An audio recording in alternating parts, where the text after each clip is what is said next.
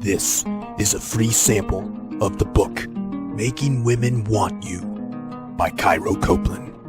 The first half of this book is posted right here on YouTube, free for everyone to listen to. If you like this content and want to hear or read the rest, or want to listen to it free of ads, visit reinventideal.com/women. The book is available on Kindle, paperback, and Audible at reinventideal.com/women.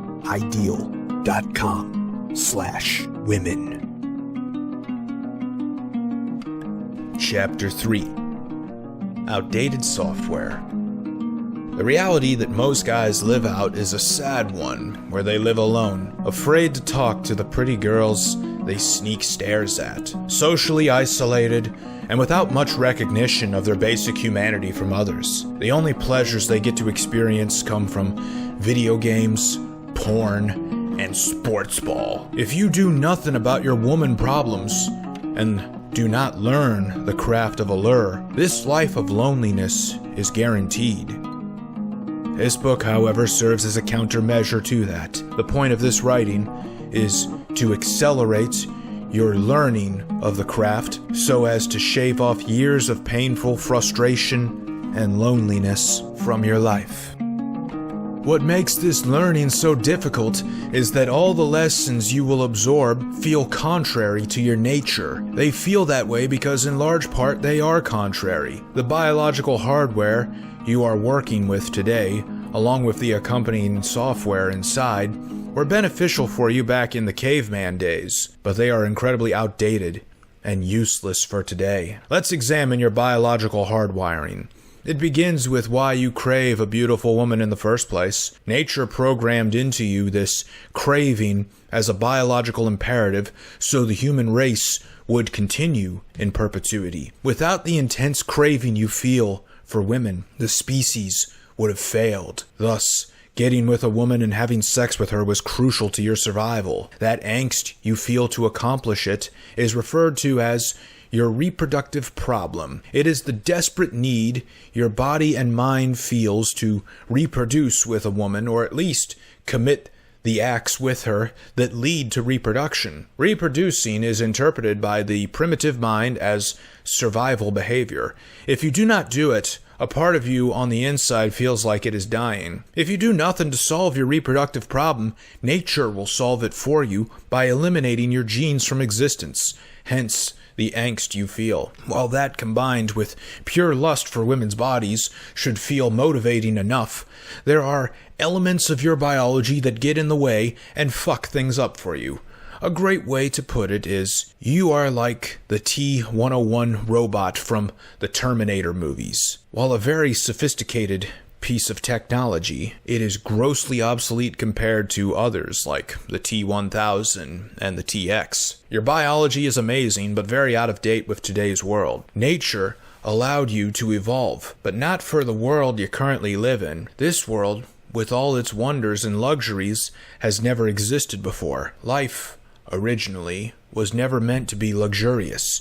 In fact, for the better part of human history, life really sucked. You think it's hard now? You haven't seen shit. The hunter-gatherer and agricultural ages sucked. You woke up at the crack of dawn, got right to work, and stayed working until dark, only to do it all over again the next day. Only recently have we had the ability to make it fun. In the time that your biology was created by early evolution, the world population was very small. Thus, connections with others were incredibly important for your survival. The scarcity mindset and treating the few sexually available women around as treasure made sense. In those early days, you rolled with a small pack of other humans, likely around 30 or so. Maybe half would be women, so 15. 1/3 of them would be too old, and 1/3 would be too young. So only 5 were your age. 2 of them were probably already taken. So 3 is all you had a hope in hell of reproducing with. It makes sense now why males adopted and self-defeating beliefs like scarcity mindsets and one-itis, when remembering that our minds learned these behaviors in a time of scarce population. Evolution had no clue that the population would explode to 7 billion people like we have today. Thus, it was unable to prepare you for it. Soon, the world will have a population of 10 billion, making us even more unprepared for the world we will inhabit. You can see the unpreparedness everywhere with how socially awkward everyone seems to be. How is it possible that we are so unprepared for the world we live in? The population doesn't grow in a linear fashion. It grows exponentially. In the 1950s, there were only 1 billion people alive. 10,000 years ago, there were only 30 million people. To see how different the world today is compared to the world you were made for, look at how different life in a small town is compared to life in a big city.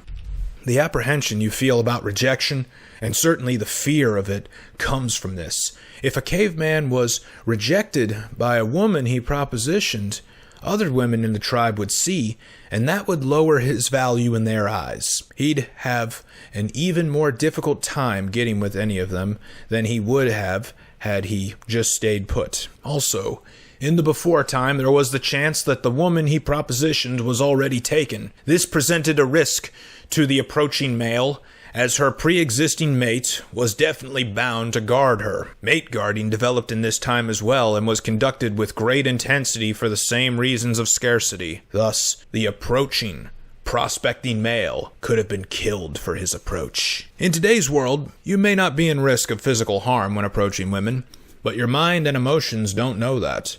They keep trying to do what's best for you. This is where we must remind ourselves that our emotions are nothing magical. They are only chemical. Further, most approach anxiety you will feel comes from the imagination of rejections. Rarely does it ever come from experiencing real ones. As someone who's been rejected too many times to count, it's never deterred me from future tries. Even the most timid of all my coaching clients were never permanently destroyed by a rejection. What must be understood and accepted is that one of the main reasons why rejections even occur comes from the same place as to why you fear them. While evolution has programmed you to be afraid of them, that same evolution has also programmed women to dish them out like a reflex. In our primitive past, a woman's survival was at stake over what man she ended up with. If he were weak in any way, or subpar, it could mean the end of her life. She needed a strong man worth his salt to rely on when she would bear his children. If he could not provide for her with his hunting ability and defend her with his strength, then he was simply not good enough for her. The average male all throughout human history has often been incapable of meeting this requirement, which is why most males in said history did not get the privilege of reproducing. If she were to carry a man's offspring, she would be fully dependent on that man. If he weren't worth a shit, she'd be fucked. When it came to the act of sex, her investment in the act was far greater than his. The price tag it came with, that she had to pay, was also far greater. For the consequences of sex was 10 minutes of pleasure for him, but 9 months of pregnancy for her. While women do not need to depend on a man's provisioning for her survival, and even while we have birth control to prevent unwanted pregnancies, this early evolutionary programming still controls women's responses to sexual offers from males. Reminders of the risks involved arise in the form of last-minute resistance. It is a pre-programmed emotional response where her emotions are attempting to do what's best for her. This last-minute resistance is not a shield she willfully hides behind and desperately wields to repel you. Rather, it is a hurdle she hopes you'll help her overcome. It's not the same as an immediate rejection and all other resistance in general. When a woman gives you initial resistance or an immediate no, well, that really does mean no. Last-minute resistance is more like an I'm not sure after she's already said yes. Here is all the encouragement you need to overcome your outdated programming and hers as well. You're going to die soon. So will she. Even if you live to 100, that's only 36,500 days. Why are you pissing those days away, fantasizing about one day having a hot girlfriend instead of going out there to get one? Just one of those days wasted is a major loss that cannot be made up. There will be plenty of time to fantasize and wonder what it's like to be with a beautiful woman when you're dead. But while you're alive, there is no time to lose because it is ticking away. Her time is also ticking away, and she has a lot less of it than you. Her hopes and chances of finding a man worth a shit all ride on her feminine youth and beauty. Once those things fade away, she will have far fewer men to choose from, and many of those guys will be suboptimal and lower value. It would be a tremendous disservice to this woman if you are a high-value man but hide that fact from her because you are too afraid of her rejecting you to talk to her and see if there's any spark between you. Summary: your operating system for your thinking and behaviors is outdated. It made sense to have a scarcity mindset and fear rejection in the caveman days. It makes no sense now. You were not prepared for the population explosion, but that increase in people alive serves you well and is a great advantage for you. Women's outdated software is also what encourages them to reject you, so the rejections are not really about you. They are merely a reflex of theirs. The same is true of their last-minute resistance. You are going to die, so you have very little time on Earth to enjoy women. She is going to die, and she is going to get old and unappealing.